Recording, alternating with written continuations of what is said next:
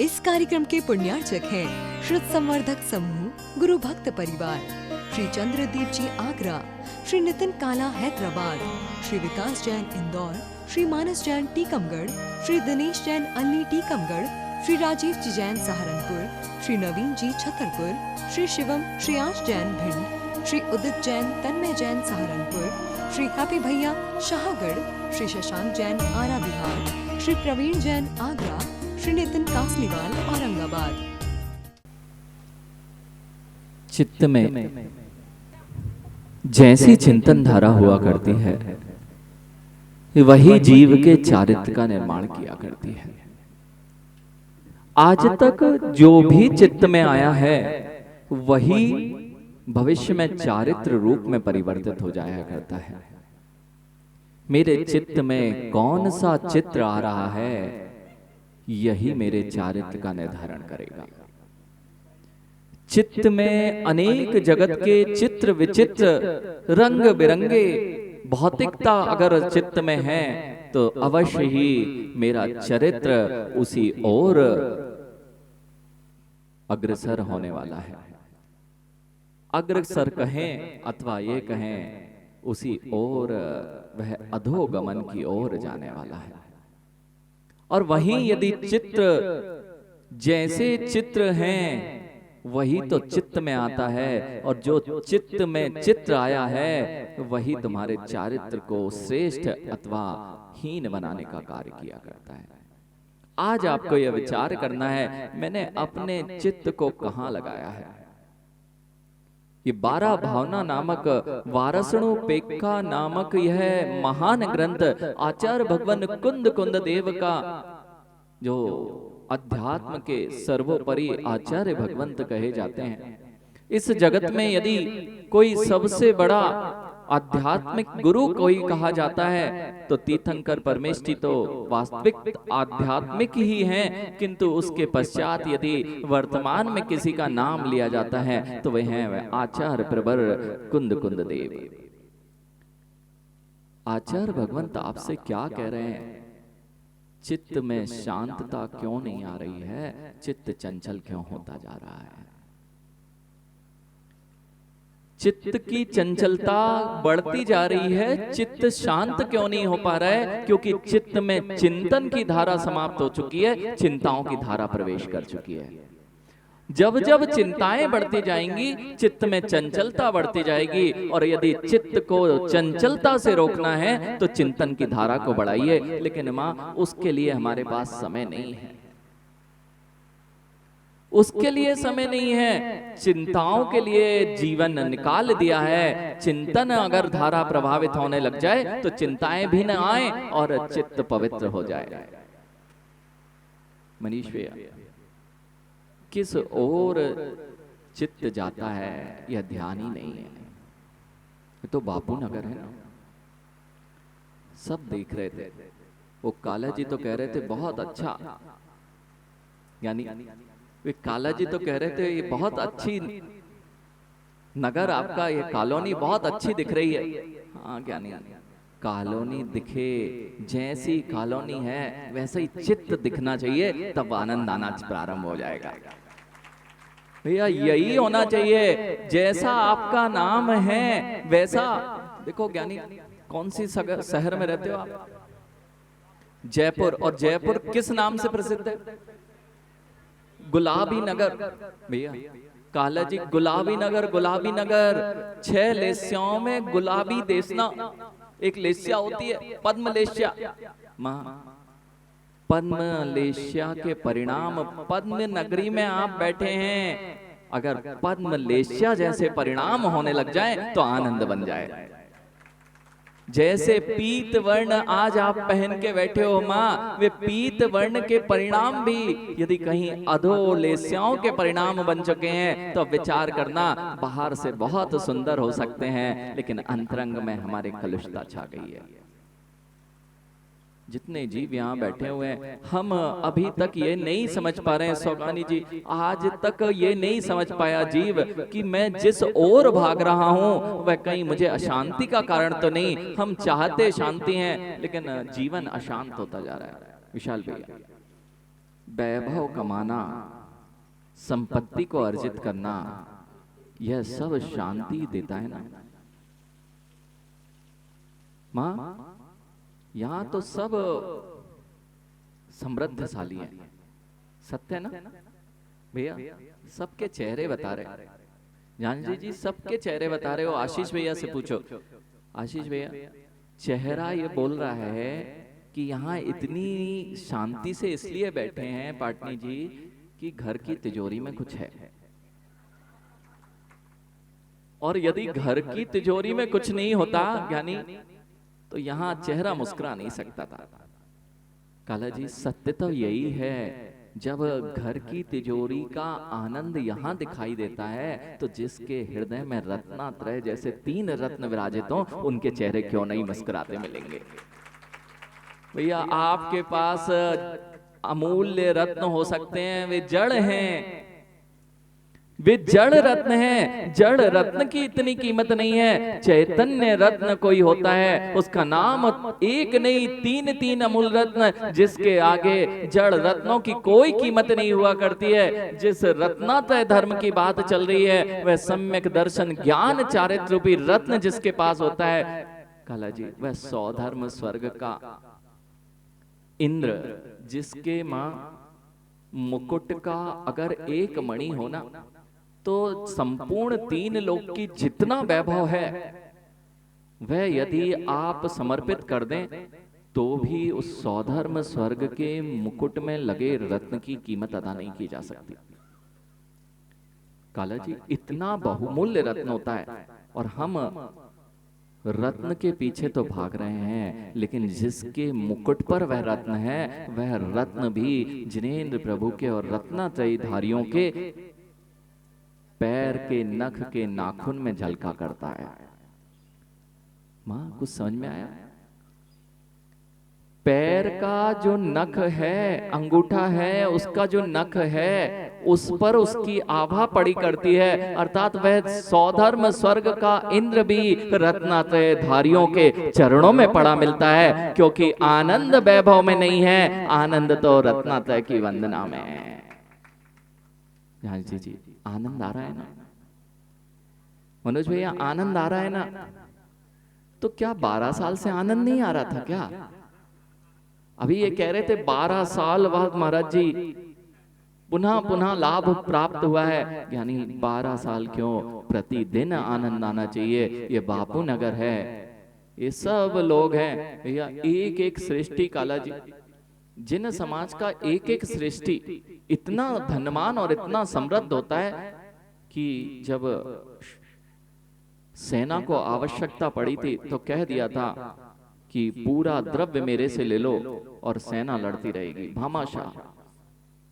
20 साल तक सेना को भोजन की आवश्यकता ना पड़े इतना द्रव्य दिया गया था। और ज्ञानी जब 2000 वर्ष पूर्व मनीष भैया जब 24,000 मुनि इस धरा पर विचरण कर रहे होंगे तब ये जयपुर नगरी में जरूर से जरूर हजारों हजारों मुनि की संख्या होती होगी। इस बात से पुष्ट किया जा सकता है कि जो आपके जिनाले दिखाई दे रहे हैं ना कई सौ की संख्या में, जब कई 100 की संख्या में जिनाले हैं तो मुनिराज की संख्या भी कितनी अधिक होती होगी, और श्रावक कितना श्रेष्ठ होता होगा। मां ऐसा जिन कुल का श्रावक नहीं होता जिसके मुख से पानी और भोजन चला जाए मुनि चर्या के बिना। मुनि चर्या नहीं हुई है, आहार चर्या नहीं हुई है, उसके पहले कोई जैन श्रावक ऐसा नहीं होता कि मुनिराजों के हाथ पर ग्रास ना रखे और उसके पहले अपने कंठ में पानी और अनेक द्रव्य। अब तो लेकिन कुछ और ही स्थिति बन गई है, यानी अब तो महाराज जी बस पूछो ही नहीं, हम तो बड़े लोग हैं। ज्ञानी ये समझना 24,000 मुनि थे, 24,000 मुनि ने झांसी जी जब 12,000 मुनि उत्तर भारत की ओर बिहार कर गए और काला जी 12,000 मुनि इस दक्षिण भारत की ओर गए और उत्तर भारत में 12,000 रह गए। ये सब इन सेठ साहूकारों की वजह से रह गए थे भैया। जितने सब मुझे पता है ये सबसे समृद्ध नगर का स्थान है। विशाल भैया सत्य नहीं, नगर का सबसे समृद्ध स्थान है और इतने समृद्धशाली लोग हैं, वहां भी ऐसे ही श्रेष्ठी वर्ग हुआ करते थे। वे इतने समृद्धशाली थे काला जी, उनकी समृद्धशालीता ने 12,000 मुनियों को रोका था। जब अकाल का समय आया, 12 वर्ष का अकाल उत्तर भारत में पड़ने वाला था, तब श्रावक आकर खड़े हो गए कि एक भी मुनिराज दक्षिण भारत की ओर गमन नहीं करेंगे। क्यों? अगर अब मुनिराज चले गए तो हम श्रावक क्या करेंगे? जब तक हमारा कमाना कमाना है, जब तक गुरुओं के हाथ पर ग्रास रख पा रहे हैं, और हमारा कमाना पूर्ण व्यर्थ है यदि हमारे गुरुओं को भी हम दान नहीं दे पाए। तब क्या कहा गया काला जी? तब श्रावक श्रेष्ठी आके खड़े हो गए, विनय करने लगे, भगवान 12 वर्ष तो क्या, हमारे पास इतनी पूंजी है कि अगर 24 वर्ष भी होंगे तो हमारे 24,000 मुनिराजों की कभी कमी नहीं आएगी। मां इस बात को ध्यान रखना, इस बात को ध्यान रखना, जैन कुल में जन्मा कोई भी व्यक्ति इतना गरीब कभी नहीं हो सकता कि गुरुओं के हाथ पर ग्रास ना रख सके, अपने गुरुओं को आहार दान ना दे सके। ऐसा कोई व्यक्ति जैन कुल में जन्म नहीं लेता। जैन कुल में आया तो पुण्य लेके आया, लेकिन पुण्य बड़ा काला जी उन्होंने कह तो दिया। ऐसे ही यहाँ के श्रावक श्रेष्ठियों की स्थिति कि अगर पूरा जीवन 1500 मुनिराज भी, अभी कितने 1500 मुनिराज हैं, 1600 ऋषि इस दिगंबर मुद्रा में अथवा चुल्लक आदि सब मिलाकर है, वे 1600 पिछी भी भैया। अगर एक श्रावक के पास हो तो वह इतना सक्षम श्रावक है कि उसकी पूरी आहारचर्या करा सकता है, और उसकी पूरी, क्या सत्य नहीं है? सत्य है। बस ऐसे ही भावना माना है। ये बापू नगर जो दिख रहा है ना, ये एक दिन फिर से मुनि नगर बन जाए तब आनंद आएगा। लेकिन यानी देखो, चित्त इतने ठंडे पड़ चुके हैं, पानी इतना अधिक गिर गया है, आपको अच्छा भाषा समझ में नहीं आ रही होगी शायद।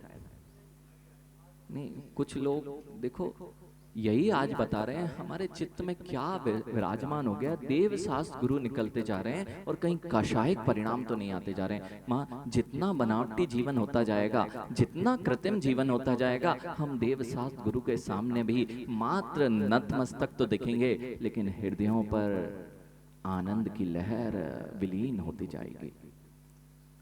सब लोग अभी एक दूसरे का बड़ा नाम ले लेके बता रहे थे, यानी सबके नाम एक दिन में पाटनी जी तो याद नहीं हो सकते खाला जी, लेकिन ये बात सत्य है, जो आनंद नाम में नहीं है वह काम में हुआ करता है। काला जी, आनंद आता कि नहीं मुझे पता है सब कुछ। ये काला जी हैं, यानी ये काला जी बैठे हैं, ये जीव और यहाँ के बापू नगर के जीव ने 20 दिन आनंद लिया है। 20 दिन यहीं रुके थे ना आचार्य भगवान। और इतने ही नहीं, जो पास में यति सम्मेलन हुआ था, ये सब श्रावक श्रेष्ठी वहां पर पहुंचते थे और भरपूर आनंद लिया करते थे। पुनः पुनः वह दिन आए, अब कहीं और नहीं आशीष भैया, अब कहीं और आनंद नहीं आना चाहिए। यानी ये बापू नगर का मुख्य स्थान जयपुर का, यही मुनि संघ का यति सम्मेलन का परम स्थान बनना चाहिए।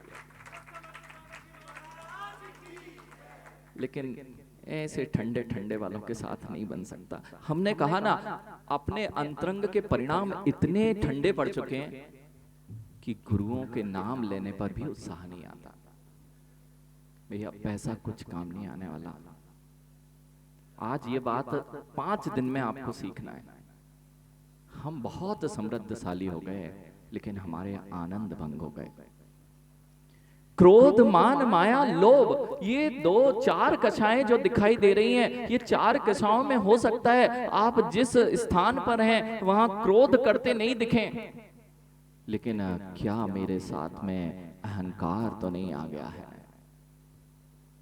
बहुत बड़ी समस्या है इस अहंकार की। ये एकत्व भावना की चर्चा चल रही है माँ। एकत्व भावना ये तो कह रही है कि आप अकेले हैं, इस संसार में अकेले रहेंगे, अकेले ही पुण्य करेंगे, अकेले ही पाप करेंगे और अकेले ही उस पुण्य पाप के फल को भोगेंगे। लेकिन एकत्व भावना का अर्थ अहम भाव नहीं होता है। अहम भाव तो दुर्गतियों का कारण है और एकत्व भावना निर्बंध होने का कारण है।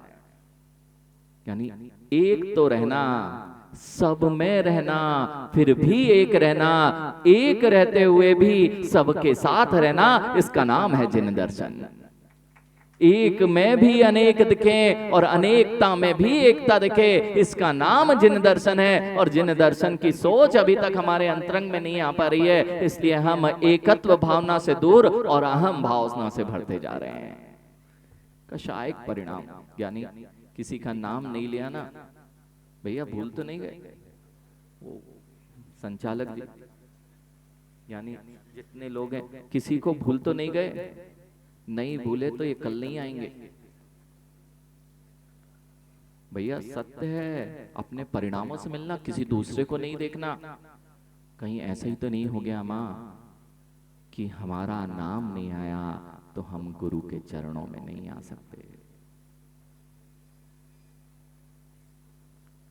काला जी, सब सन्नाटे में क्यों हैं?